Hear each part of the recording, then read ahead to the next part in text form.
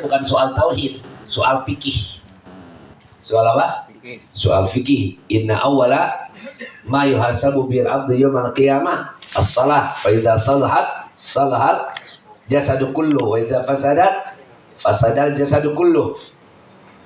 Jadi kalau orang nanti di hari kiamat itu yang ditanya soal fikih.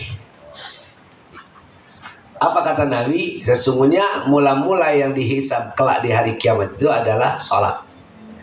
Kalau sholatnya benar, maka yang lainnya benar. Kalau sholatnya rusak, maka semua rusak. Idza fasadat, ya fasadal jasadukul. Jadi ini jadi patokan tuh. Bahkan Habib Zain bin Ibrahim bin Sumed, ya mu'allif kitab Manhajus Sawi yang kita baca itu,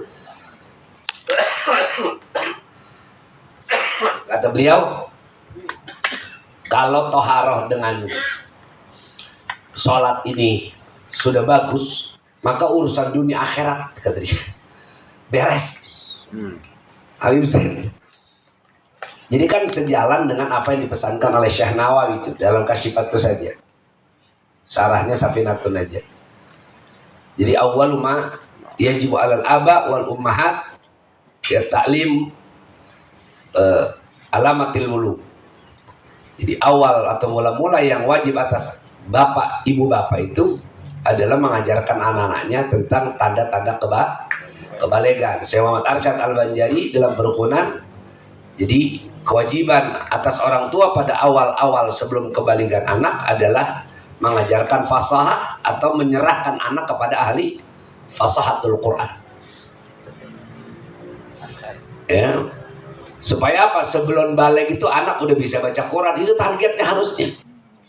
Target yang ideal menurut agama, orang tua itu membuat sebuah target utama anak sebelum balik dan balighah sudah bisa fasahatul Quran, sudah bisa baca Al-Quran dengan tartil, dengan fasih.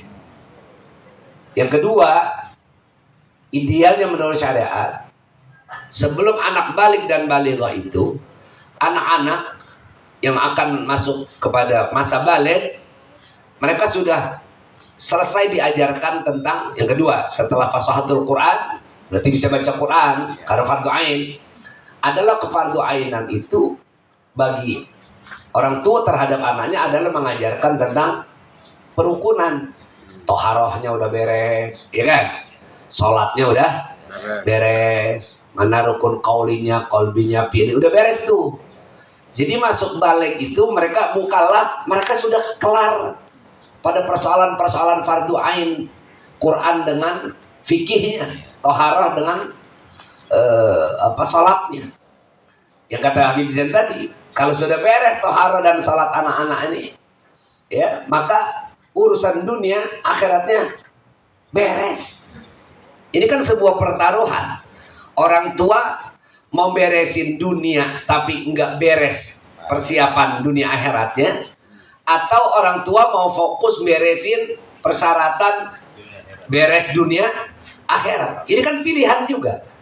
Kalau orang tua mau beresin dunia akhirat anak-anaknya, maka di awal sebelum baliknya orang tua fokus membereskan tentang fardu ain perukunan di dalam agama, yaitu tentang Al-Quran fasahah yang kata Syekh Nawawi dengan taharah dan salatnya. Kalau tidak selesai maka jangan salahin anak kalau rupanya hidupnya nggak beres-beres banget. Berarti kan apa yang salah? Bukan anak-anak, kita orang tuanya. Karena makanya ketika di dalam kubur tadi soal tauhid, ketika di hari kiamat soal apa? Fikih, sudah. Soal fikih itu. Bagaimana hisab kelak? Ya tergantung bagaimana. Kan hisab itu kalau bahasa kita hitungan, rekenan bukan? Nah, bagaimana Allah mereken diri kita? Ya, tergantung bagaimana kita mereken Allah ketika di awal dunia kita.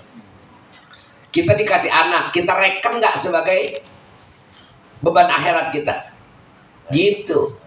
Kita mah pengen doang punya anak, doa. Ya, Apa minta air kemana aja 7 sumur, mandi, nyelam, dan punya anak. Tapi dia nggak pikirin udah punya anak itu direken sebagai aset akhirat dia untuk meringankan dunia akhirat dia atau enggak? Ini kan yang kadang kepicikan kita tuh tadi. Kepicikan kita, kesempitan kita, keterbatasan kita, sempitnya